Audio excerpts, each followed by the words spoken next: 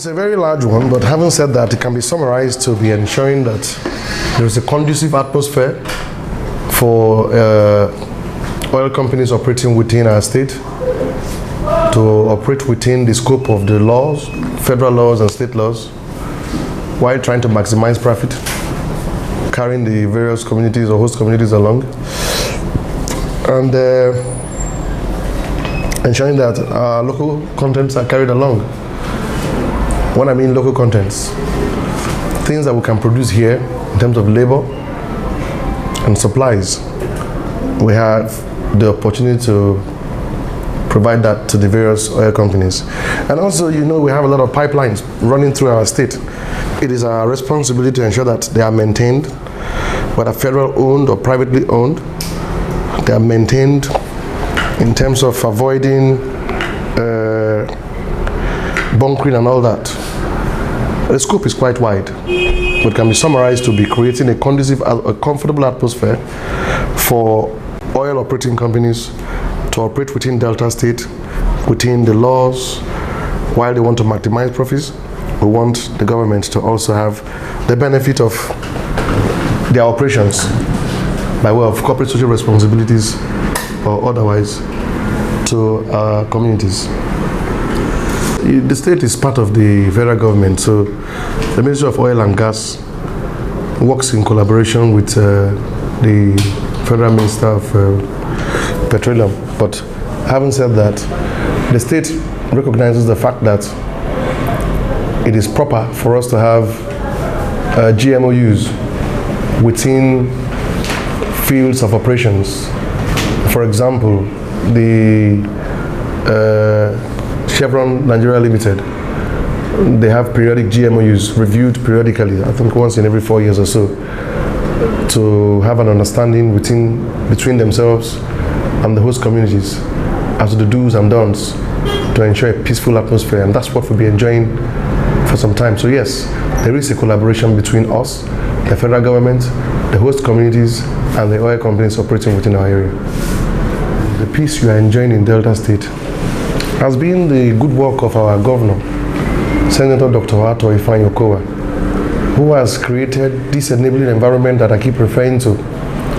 I'll give you another example. OML 42 had a disconnect about a week or two ago, and the governor gave us a marching order to intervene immediately. And within 4 days, that was resolved. The community is happy, oil company is happy, and we're all happy. So we don't allow issues to get to that climax before we nip them. So the peace you are enjoying now is as a result of the proactive nature of our governor and the proactive nature of the staff of the ministry working under the governor with the directive of the governor to create that atmosphere.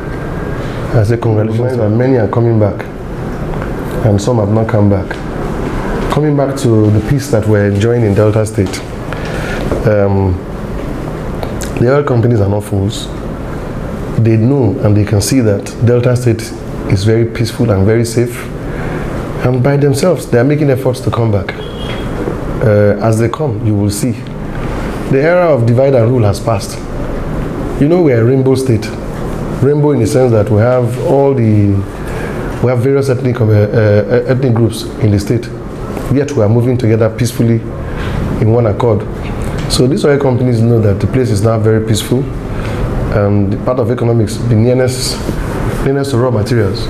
So they know that they have to come back to Delta, where the raw materials is coming from, and Delta State is quite ready to welcome them. I want to seize the opportunity to actually appeal to the various IOCs operating within Delta State. We're safe, we're open for business, and your headquarters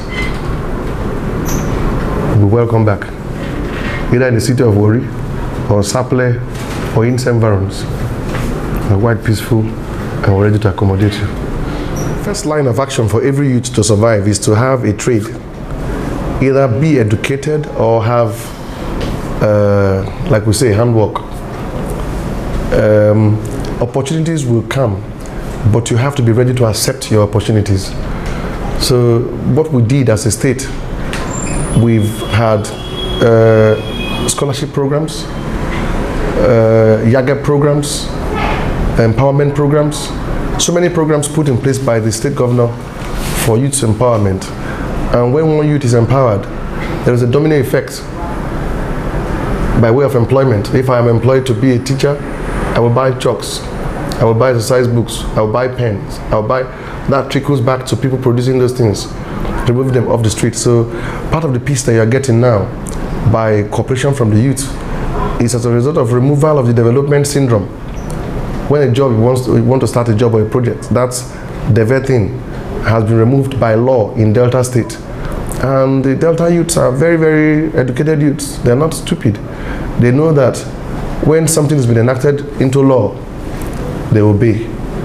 So as a result of the human capital development by the state and the understanding of our youth, they are all factors responsible for the peace we are enjoying, and we intend to keep it that way. They run hand in hand. In terms of you running your administration, you must work within, if it's federal, the Federal Character Commission. You must ensure that everyone is carried along. Consultations are done, periodically done timely, be proactive about it. If you don't balance it out, it could affect you politically, and if you don't balance it out, it could affect you administratively.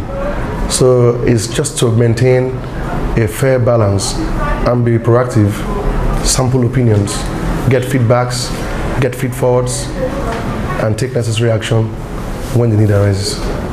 That's just it.